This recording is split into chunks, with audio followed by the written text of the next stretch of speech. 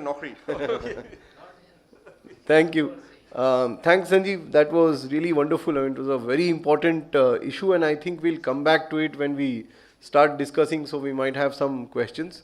But following that, following Sanjeev's presentation, logically, I will now ask Mr. Poonawalla to come and give his. Do you have your presentation or no? Okay, thanks. I want to borrow and steal from You want to? Okay. Good morning, everybody. So somebody is at least awake, if not the entire audience. Good evening, everybody. First of all, I'm really thankful that DEF put together this brilliant event, and I'm joining people like Wajad Habibullah and other stalwarts, Father Dominic and others, in this brilliant event, which, and so many good points of view have already come out.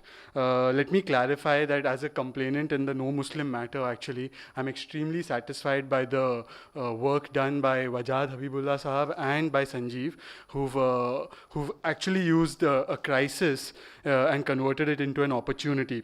Now let me get on to something more substantive, because it's not good to be a one-issue person. So moving on from no Muslims, I'm 26.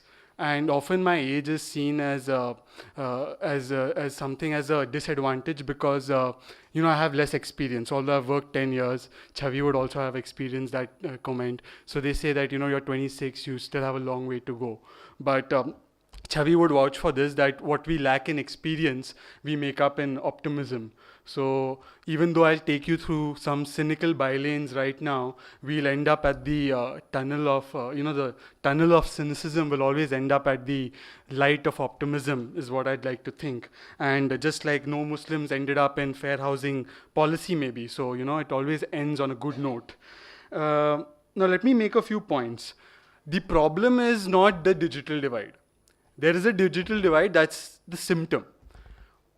It's not, I think it's mostly for Muslims. I don't think Parsis, although they are a minority and there are many other minority communities, I think the access to digital technology, if you see in India, is a problem for one of the minorities specifically, that would be Muslims.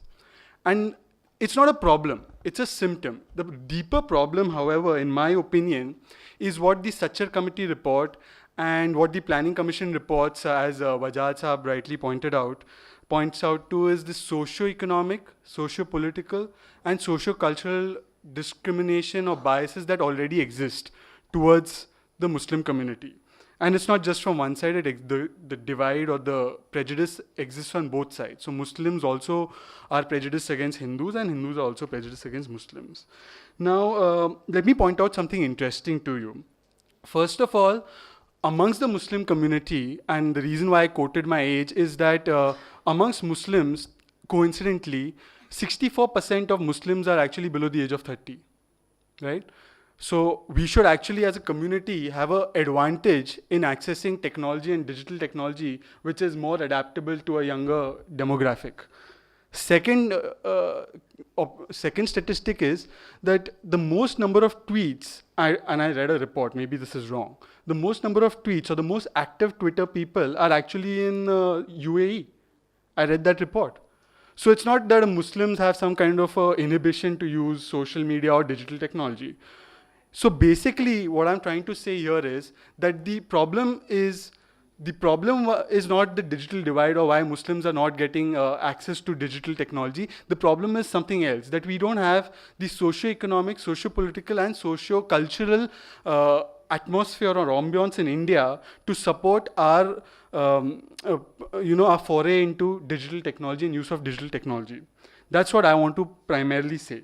Now, I want to give out, some people have come up with MTech and MBA, and those are really innovative solutions. But since this is about DEF's initiatives, I want to take a couple of their objectives and one of their missions and see what we can do about it. So in their objectives in this flyer, which everyone's got, they say, develop ICT-enabled models for minorities. And then they say, develop a working framework to scale up social and economic indicators of minority communities. Now, and then in one of the missions, the last mission, if you read, is gap areas in policy focus and need a renewed thrust to mainstream minorities in 21st century knowledge-led global economy and society. So if you break it down in simple language, you have three stakeholders in this. The three stakeholders are, one is business, people like Sanjeev. Sanjeev will not do anything unless it makes profit for him. Let's be clear about it. So we have to incentivize, or whatever solutions we give or whatever we want from him to come has to be sustainable for him to deliver or Cisco to deliver, and therefore it has to be based on a profitable model. It has to be based on a pragmatic model of profit. Second is, the second stakeholder is government. There is Tawfil Mia who was there, and K. Rahman Khan, who's personally I'm known to, is a wonderful person, and he's done a lot. You have to lobby with government. I was also in government, and you have to lobby with them. Some of them understand you have to lobby with them on different counts, and votes are an important part of democracy. They see the logic of votes. That's not a bad thing necessarily. But also in government, they tend to see the larger aspect of social welfare, and government will do its job, when it sees that there is something that can be done. And the third aspect is civil society. Civil society is people like you, me, the Muslim community. Now that's where we really need to work on, in my humble opinion. Now, what do Muslims basically need? I think the Muslims, if they want to really make it, get forward. I mean, I go to fix my car, okay, and you see most of the good mechanics. I'm not saying this in a derogatory way. I'm saying it in a very positive way. Most of the mechanics who work on Audis, Mercedes are Muslims. I got my phone, my BlackBerry, I kept it there.